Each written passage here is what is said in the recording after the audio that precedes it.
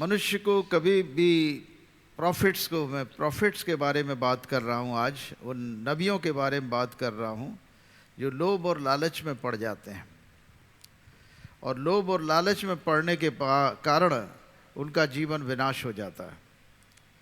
परमेश्वर के जन को कभी पैसे का और किसी प्रकार की चीज़ों का लालच नहीं करना चाहिए। प्रभु की आज्ञा है 10वीं कि तू किसी चीज़ का लालच न करना, न तो किसी के धन दौलत का, न घर का, न किसी की बहन बेटी का, न किसी के खेत खलियान का, न किसी के जानवर का, किसी भी वस्तु का तू लालच न करना। तो लालच जो है सबसे ख़राब चीज़ है।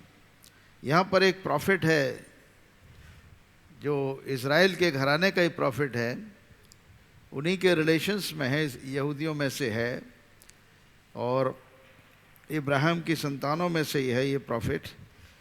लेकिन ये मिस्र देश में नहीं है, वहाँ से निकलकर उनके साथ नहीं आया है। ये प्रॉफिट है जिसका नाम है बिलाम, और उस इलाके में बिलाम मशहूर प्रॉफिट था परमेश्वर यहोवा का। और उस वक़्त इस्राएली लोग सिहोन ओग के राजाओं को पराजय करके मुआब की तरफ बढ़ रहे थे, और उन्होंने मुआब पर अपने डेरे डाले थे। और सिप्पोर का राजा बालाक, सिप्पोर के पुत्र बालाक ने जो उस समय मुआब का राजा था, ये देखकर घबरा गया और इज़राइलियों की भीड़ को देखकर वो परेशान और व्याकुल हो उठा। इसलिए मुआब ये जानकर कि इज़राइली बहुत हैं, उन लोगों से अत्यंत डर गया। यहाँ तक कि मुआब इज़राइलियों के कारण अत्यंत व्याकुल हुआ। तब मुआबियों ने मिद्यानी पुरनियों से कहा, अब वो दल हमारे चारों ओर के सब लोगों को ऐसा चट कर जाएगा जिस तरह से बैल खेत की हरी घास को चट कर जाता। उस समय सिप्पोर का पुत्र बालक मुआब का राजा था, और इसने पतोर नगर को, जो महानद तट पर बोर के पुत्र बिलाम के जाति भाइयों की भूमि थी, वहाँ बिलाम के पास दूत भेजे कि वे ये कहकर उसे बुला लाएं कि सुन, एक दल मिस्र से निकल आया है और भूमि उनसे ढक गई है, और अब वे मेरे सामने ही आकर बस गए हैं। इसलिए आ और उन लोगों को मेरे निमित्त शाप दे, क्योंकि वे मुझसे अधिक बलवंत हैं। तब संभव है कि हम उन पर जयवंत हों और हम सब इनको अपने देश से मारकर निकाल दें, क्योंकि ये मैं जानता हूँ कि जिनको तू आशीर्वाद देता है वो धन्य होता है, और जिसको तू शाप देता है वो श्रापित होता है। आज के वक्त में भी बहुतेरे बिलाम मसीही समाज में पाए जाते हैं। ये बिलाम परमेश्वर के अभिषिक्तों को श्राप देने में लगे रहते हैं, और उन मुआबियों के कारण, जो मुआबी परमेश्वर के अभिषिक्त के कारण घबराए हुए हैं, बुरी तरह से डरे हुए हैं, और उन मुआबियों को कि वो किराए पर चले जाते हैं, उन मुआबियों के कहने से उनके साथ चले जाते हैं। जैसे कि बिलाम को मुआब के राजा बालाक ने खबर भेजी कि तू हमारे पास आ जा, हम तुझे बहुत धन दौलत देंगे, मगर तू एक काम कर, ये जो मिस्र देश से एक बड़ा भीड़ निकल कर आई है, जो इस्राएल कहलाता है, याकूब की संतानें हैं, इनको शाप दे दे। मुआबी और मिद्यानी पुरनिये और भाभी कहने वाले दक्षिणा लेकर चले और बिलाम के पास पहुंचकर बालाक की बातें सुनाई। मतलब उसको काफ़ी धन दौलत दक्षिणा देने के, और बालाक ने जो राजा ने कहा वो बिलाम नबी को सुनाया, और बिलाम नबी ने कहा ठीक है, आज रात को यहाँ टिको, और जो बात यहोवा मुझसे कहेगा उसी के अनुसार मैं तुमको उत्तर दूंगा। तब मुआबी के हाकिम बिलाम के यहाँ ठहर गए। अब प्रश्न ये है कि तू तो परमेश्वर का नबी है और तेरे सामने सवाल आ रहा है श्राप देने का, और वो भी उस कौम को जो अभिषिक्त और आशीषित है। ऐसी कौम को तू श्राप देगा, तेरी समझ में नहीं आ रहा है। उसकी आंखें अंधी हो गईं। बिलाम नबी की आंखें धन दौलत और संसार के लोभ और लालच में अंधी हो गई थी। यही एकमात्र ऐसा प्रॉफिट है जिसके बारे में कहा जाता है बिलाम अंधा हो गया था लालच में, क्योंकि राजा बालक ने उसको बहुत धन दौलत देने की बात कही थी। फिर भी आगे चल के हम देखते हैं कि उसने ठहरा लिया उन लोगों को अपने घर पर। तब परमेश्वर ने बिलाम से आकर पूछा, तेरे यहाँ ये पुरुष कौन ठहरे हुए रात में, किसको रोके हुए अपने घर में? बिलाम ने परमेश्वर से कहा, सिप्पोर के पुत्र मोआब के राजा बालाक ने मेरे पास ये कहला भेजा है कि सुन, जो दल मिस्र से निकल आया है उससे भूमि ढप गई है, और इसलिए आकर मेरे लिए उन्हें शाप दे। संभव है कि मैं उनसे लड़कर उनको बरबस निकाल सकूँगा।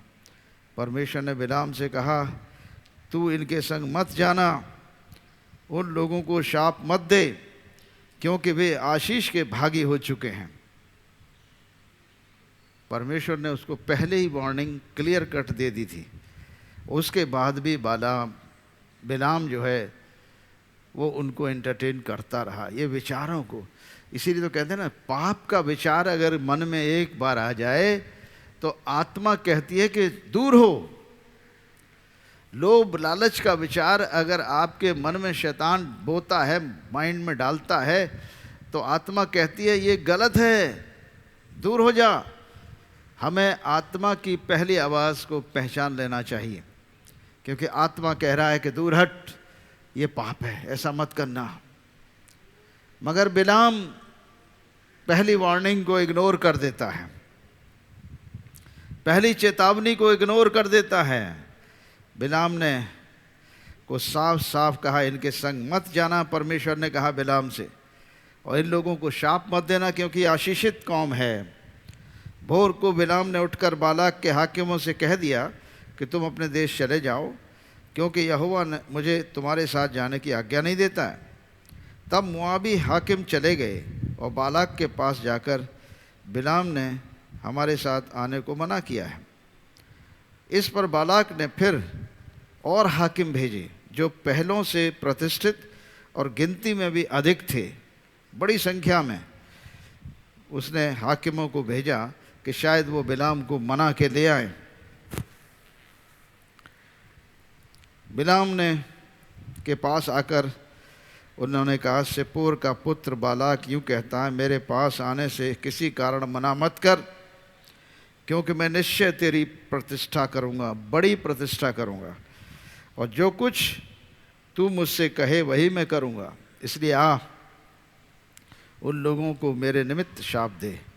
बिलाम ने बालाक के कर्मचारियों को उत्तर दिया, चाहे बालाक जो राजा है घर के सोने चांदी से भरकर मुझे दे दे, तो भी मैं अपने परमेश्वर यहोवा की आज्ञा को पलट नहीं सकता कि उसे घटाकर या बढ़ाकर मानूं। इसलिए तुम लोग आज रात यहीं टिको, तुम लोग आज रात को यहीं टिक जाओ, ताकि मैं जान लूं कि यहोवा मुझसे क्या कहता। दोबारा जानने की क्या ज़रूरत थी उसको? एक बार यहोवा ने मना कर दिया था, तो दोबारा बिलाम को क्या ज़रूरत थी यहोवा से पूछने की और उन लोगों को अपने यहाँ टिकाने की? अच्छा खासा उसने उनको हटा दिया था। फिर भी अंदर कहीं न कहीं उसके मन में लालच था, ज़बरदस्त लालच था। शायद यहोवा मुझसे कह दे कि मैंने श्राप देने चला जाऊं। कुछ न कुछ था। फिर रोक लिया उसने उनको। परमेश्वर ने रात को बिलाम के पास आकर कहा, यदि वे पुरुष तुझे बुलाने आए हैं तो तू उठकर उनके संग जा, परंतु जो बात मैं तुझसे कहूँ उसी के अनुसार करना। इतनी बात फिर भी हो गई। तब बिलाम भोर को उठा और अपनी गधी पर कांठी बांधकर, उधर गधी जो थी पर बैठ के इसलिए चलते थे, पहाड़ी इलाका था, तो पहाड़ी इलाके में सबसे अच्छी सवारी गधे की सवारी होती, खच्चर की सवारी होती है। और उसके जाने के कारण परमेश्वर का कोप भड़क उठा और यहोवा का दूत उसका विरोध करने के लिए मार्ग रोक कर खड़ा हो गया। बिलाम जो नबी है, भविष्यवक्ता है, अपनी गधी पर बैठकर उनके साथ चल दिया और परमेश्वर के दूत ने रास्ता रोककर उसका सामना किया। लिखा है, और गधी को यहोवा का दूत हाथ में नंगी तलवार लिए हुए मार्ग में खड़ा दिखाई दिया। तब गधी ने मार्ग छोड़कर खेत में चली गई। तब बिलाम गधी को मारा और वो फिर आ जाए। तब यहोवा का दूत दाख की बारियों के बीच की गली में, जिसके दोनों ओर की दीवार थी, खड़ा हुआ। यहोवा के दूत को देखकर गधी दीवार से ऐसी सट गई कि बिलाम का पाँव दीवार से दब गया। तब उसने उसको मारा। तब यहोवा का दूत आगे बढ़कर एक सकरे स्थान पर खड़ा हुआ, जहाँ न तो दाहिने की ओर हटने की जगह थी और न बाईं ओर। वहाँ यहोवा के दूत को देखकर गधी बिलाम के लिए दिए बैठ गई। फिर बिलाम तो का कोप भड़क उठा और उसने गधी को लाठी से मारा। तब यहोवा ने गधी का मुंह खोल दिया और बिलाम से कहने लगी, मैंने तेरा क्या किया है जो मुझे तू 3 बार मारा। बाइबल में इस बात का जिक्र है कि प्रॉफिट को सही रास्ता दिखाने के लिए परमेश्वर ने गधी का भी मुंह खोल दिया था, जानवर का, कि वो जानवर उससे बात करे, उस प्रॉफिट के पागलपन को सीधा करे। बिलाम ने गधी को से कहा, अब भी उससे आर्गुमेंट कर रहा है, यही कि तूने मुझसे नटखटी की है। यदि मेरे हाथ में तलवार होती तो मैं तुझे अभी मार डालता। गधी ने बिलाम से कहा, क्या मैं तेरी वही गधी नहीं जिस पर तू जन्म से और आज तक चढ़ता आया है? क्या मैं तुझसे कभी ऐसा करती थी? वो बोला, नहीं। तब यहोवा ने बिलाम की आंखें खोली और उसको यहोवा का दूत नंगी तलवार लिए मार्ग में खड़ा हुआ दिखाई पड़ा। तब वो झुक गया और अपने मुंह के बल गिर के दंडवत किया। यहोवा के दूत ने उससे कहा, तूने अपनी गधी को 3 बार क्यों मारा? सुन, तेरा विरोध करने को मैं ही आया हूँ, इसलिए कि तू मेरे सामने उल्टी चाल चलता है। और ये गधी मुझे देखकर मेरे सामने से 3 बार हट गई, और यदि वो मेरे सामने से न हट जाती तो निसंदेह मैं अब तक तुझे मार ही डालता, परंतु यहोवा उसको जीवित छोड़ देता। यानी गधी को जीवित छोड़ देता, तुझे निश्चित मार देता अगर गधी तुझे न बचाती। प्रॉफिट और नबी, उसके अंधेपन को परमेश्वर ने दूर करने की कोशिश यहाँ भी की है और गधी ने बचाने की कोशिश की है। तब बिलाम ने यहोवा के दूत से कहा, मैंने पाप किया है, मैं नहीं जानता था कि तू मेरा सामने करने को मार्ग में खड़ा है, इसलिए अब यदि तुझे बुरा लगता है तो मैं लौट जाता हूँ। यहोवा के दूत ने बिलाम से कहा, इन पुरुषों के संग तू चला जा, परंतु केवल वही बात कहना जो मैं तुझसे कहूँगा। तब बिलाम बालाक के हाकिमों के संग चला गया। इस प्रकार प्रॉफिट पहली आवाज़ नहीं सुना, दूसरी आवाज़ नहीं सुना, गधी की आवाज़ नहीं सुना, फिर भी चला जाता है। परमेश्वर उसकी ज़िद को परमिट कर देता, परमिसिबल, ये उसकी विल है जो परमेश्वर उसको अलाउ कर देता है। लेकिन क्या परमेश्वर की वाकई में ये इच्छा थी कि वो जाए? बिलाम बालाक राजा के लोगों के साथ जाए और इस्राएल को श्राप दे? ये परमेश्वर की इच्छा नहीं है। इसके बाद बिलाम जाता है, बालाक से बात करता है, वेदी तैयार करता है, 7 वेदियाँ, उन पर कुर्बानियाँ चढ़ाता है और उसके बाद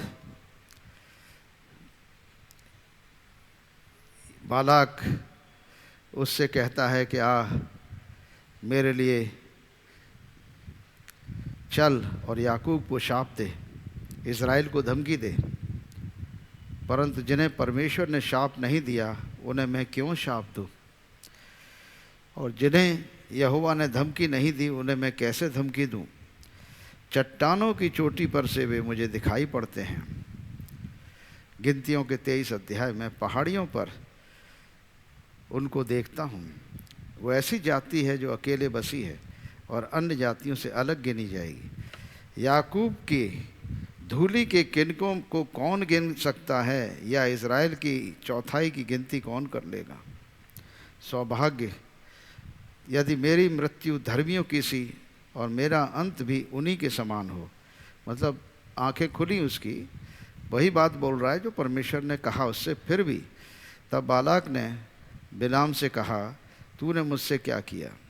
मैंने तुझे अपने शत्रुओं को शाप देने के लिए बुलाया था, परंतु तू उन्हें आशीष ही आशीष दी है।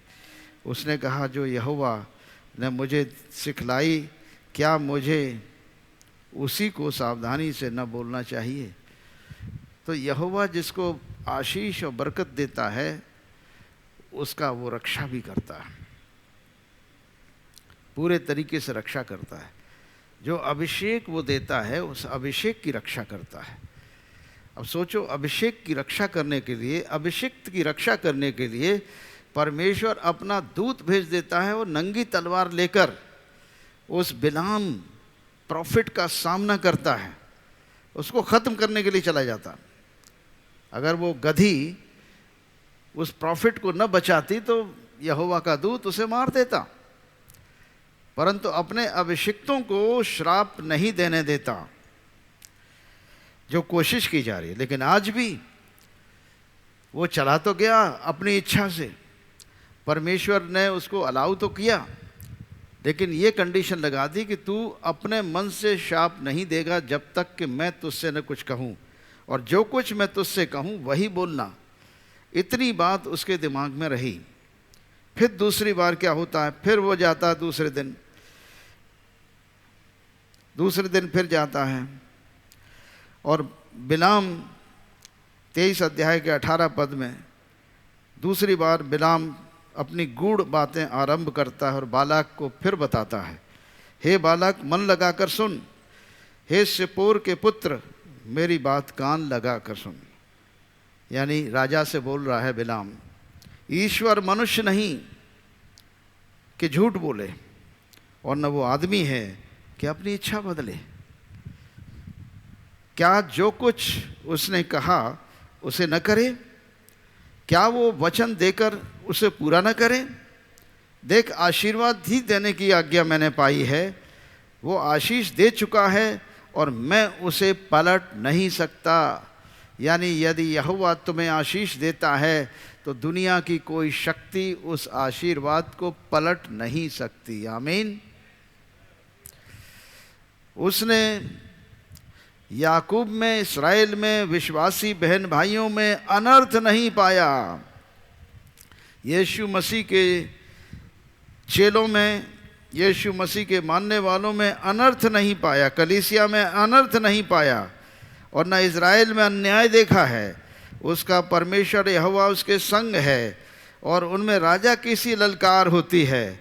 उनको मिस्र से ईश्वर ही निकाले लिए आ रहा है। वो तो बनेले सांड के समान बल रखता है। निश्चय कोई मंत्र परमेश्वर के अभिषिक्त याकूब इस्राएल पर नहीं चल सकता, और इस्राएल पर भावी कहना कोई अर्थ नहीं रखता। परंतु याकूब और इस्राएल के विषय में अब ये कहा जाएगा कि ईश्वर ने क्या ही विचित्र काम किए हैं।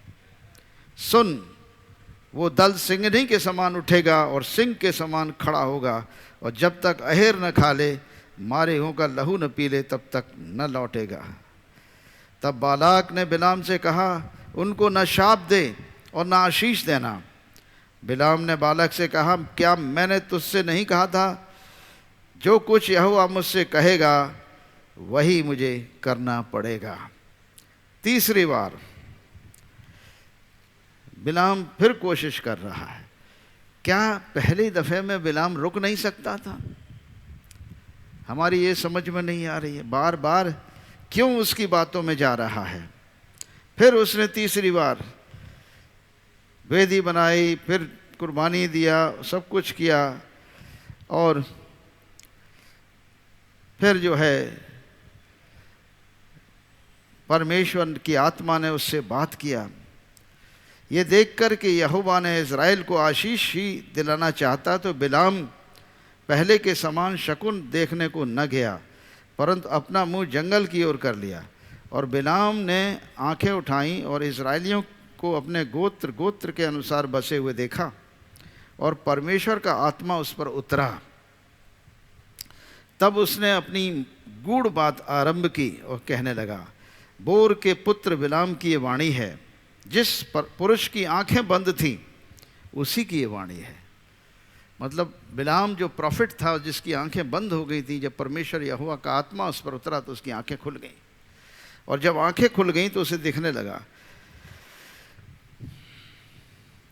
ईश्वर के वचनों का सुनने वाला, जो दंडवत में पड़ा हुआ खुली आंखों से सर्वशक्तिमान का दर्शन पाता है, उसी की ये वाणी है। अपने लिए कह रहा है, हे याकूब तेरे डेरे, हे इस्राएल तेरे निवास स्थान क्या ही मनभावने हैं। वे तो घाटियों के समान, नदी के तट पर वाटिकाओं के समान ऐसे फैले हुए हैं कि यहोवा के लगाए हुए अगर के वृक्ष और जल के निकट के देवदारू, और उसके घड़ों में जल उमड़ा करेगा, और उसका बीज बहुत बात दे, वो आशीष पाएगा। हालेलुया। जो कोई तुझे आशीर्वाद दे वो आशीष पाए, जो कोई तुझे शाप दे वो शापित हो। ये बिलाम कह रहा है। तब बालक का कोप बिलाम पर भड़क गया, और उसने हाथ पटक कर बिलाम से कहा, हाथ पर हाथ पटक कर बिलाम से कहा, मैंने तुझे अपने शत्रुओं को शाप देने के लिए बुलवाया है, परंतु तूने 3 बार उन्हें आशीर्वाद ही दिया है, इसलिए अब तू अपने स्थान पर भाग जा। मैंने तो सोचा था कि तेरी बड़ी प्रतिष्ठा करूँगा, परंतु यहोवा ने तुझे प्रतिष्ठा पाने से रोका है। बिलाम ने बालाक से कहा, जो दूत तूने मेरे पास भेजे थे, क्या मैंने उनसे भी न कहा था कि चाहे बालाक अपने घर को सोने चांदी से भरकर मुझे दे, तो भी मैं यहोवा की आज्ञा तोड़कर अपने मन से न तो भला कर सकता हूँ न बुरा, और जो कुछ यहोवा कहेगा वही मैं कहूँगा। अब सुन, मैं अपने लोगों के पास लौट कर जाता हूँ, परंतु पहले से मैं तुझे चिता देता हूँ कि अंत के दिनों में वे लोग तेरी प्रजा से क्या करेंगे। फिर वो अपनी गूढ़ बात आरंभ करने लगा। बोर के पुत्र बिलाम की ये वाणी है, जिस पुरुष की आंखें बंद थीं उसी की ये वाणी है। ईश्वर के वचनों का सुनने वाला और परम प्रधान के ज्ञान को जानने वाला, जो दंडवत में पड़ा हुआ खुली आंखों से सर्वशक्तिमान का दर्शन पाता है, उसी की वाणी है। मैं उसको देखूंगा तो सही, परंतु अभी नहीं। मैं उसको निहारूंगा तो सही, परंतु समीप होके नहीं। याकूब में एक तारा उदय होगा, और इज़राइल में एक राजदंड उठेगा, जो मुआब की सीमाओं को चूर कर देगा और सब दंगा करने वालों को गिरा देगा। तब एदोम और सीर, जो उसके शत्रु हैं, दोनों उसके वश में पड़ेंगे, और इज़राइल वीरता दिखाता जाएगा। और याकूब में ही में एक अधिपति आएगा, जो प्रभुता करेगा, और नगर में से बचे हुओं को भी सत्यानाश करेगा। फिर उसने अमालेक पर दृष्टि करके अपनी गूढ़ बात आरंभ की और कहने लगा, अमालेक अन्य जातियों में श्रेष्ठ तो था, परंतु उसका अंत विनाशी है।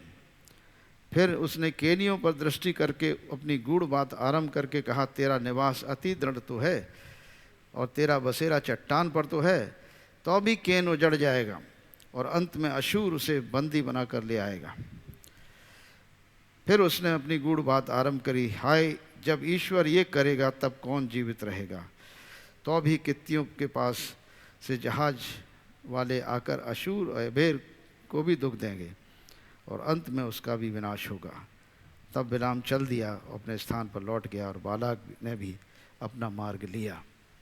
इस पूरे घटनाक्रम से हमारी बात एक समझ में बहुत सफाई से आती है कि परमेश्वर के अभिषिक्त लोगों को, मसीह के लोगों को, जिन्हें मसीह यीशु ने अपने लहू से ख़रीदा है और यीशु मसीह की आत्मा ने उनका अभिषेक किया है आशीष देने के लिए दुनिया में। ये पृथ्वी पर आशीष देने वाली जाति है। प्रभु यीशु मसीह के लोग सारे संसार के लिए आशीष का कारण है। इसीलिए प्रभु यीशु मसीह ने मत्ती के 5 अध्याय और 14 पद में कहा कि तुम जगत की ज्योति हो। जो नगर पहाड़ पर बसा वो छुप नहीं सकता। लोग दिया जलाकर पैमाने के नीचे नहीं पर दीपट पर रखते हैं, जिससे कि सब आने जाने वालों को प्रकाश पहुंचता है। और तुम जगत के नमक हो, तुम पृथ्वी का नमक हो। यदि नमक का स्वाद बिगड़ जाए तो कैसे नमकीन किया जाएगा। हर घर में नमक की आवश्यकता है। पृथ्वी के हर घर में नमक की ज़रूरत है। हर घर में आपके आशीर्वाद की ज़रूरत है। मसीह के चेलों की, यीशु मसीह के शागिर्दों की, यहोवा परमेश्वर की चुनी हुई प्रजा की पूरी दुनिया में आवश्यकता है। आज की तारीख में आपका आशीर्वाद चाहिए पृथ्वी को। यदि आप आशीर्वाद देंगे तो वो आशीषित होंगे। आप श्राप देने के लिए किसी को न जाइए, जैसा कि बिलाम ने किया। लालच में आकर गया तो परमेश्वर के लोगों को शाप देने के लिए गया, परंतु परमेश्वर ने उसे शाप देने नहीं दिया। इसीलिए मेरे प्रियो, आज हम आपको चेतावनी देते हैं कि परमेश्वर के लोगों को शाप देने की हिम्मत न करिएगा, कभी मत करिएगा। क्योंकि बाइबल के अनुसार जो शाप देगा तुम्हें वो शापित होगा, जो तुम्हें आशीर्वाद देगा वो आशीषित होगा। और हमारे मुंह से निकला हुआ आशीर्वाद हमारे लोगों के लिए आशीष का कारण बने तो हमें आशीष देना चाहिए। और यदि हम आशीर्वाद देना बंद कर देंगे तो ये हमारे लिए पाप गिना जाएगा। बहुत ज़रूरी है कि प्रॉफिट दुनिया को आशीष देने के लिए आए हैं, श्राप देने के लिए नहीं आए। बिलाम आशीष देने वाला प्रॉफिट था। अचानक लोभ और लालच के कारण राजनीति में पड़ गया, और राजनीति में पड़ने वाले के कारण वो एक पार्टी को श्राप देता है, दूसरी को आशीष देता है। हमें बिलाम के समान राजनीति में नहीं पड़ना चाहिए। हमें दुनिया में आशीष के लिए बुलाया गया है। हमें दुनिया को आशीषित करने के लिए बुलाया है। अपने देश को आशीषित करने को बुलाया है। अपने शहर को, अपने गांव को आशीष देने के लिए बुलाया है परमेश्वर ने। और अपने पुत्र यीशु मसीह के लहू से हमें खरीदा है और पवित्र आत्मा का अभिषेक दिया है, ताकि हम अपने देशवासियों को, अपने पड़ोसियों को, अपने गांव वालों को, अपने शहर वालों को, अपने प्रदेश के लोगों को आशीष दें। किसी भी प्रकार से हमें भटकना नहीं चाहिए। आज बिलाम के इस व्यवहार के कारण परमेश्वर से खुश नहीं था। और बिलाम एक ऐसा प्रॉफिट है जिसके बारे में कहा जाता है कि वो प्रॉफिट लालच में आ गया था, उसकी आंखें अंधी हो गई थी।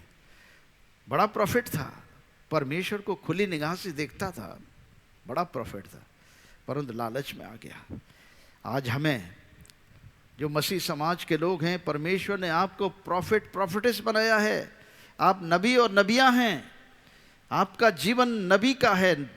आप संसार को आशीष दीजिए ताकि दुनिया आशीषित हो जाए और बुराइयों से बच सके। आइए हम प्रार्थना करें।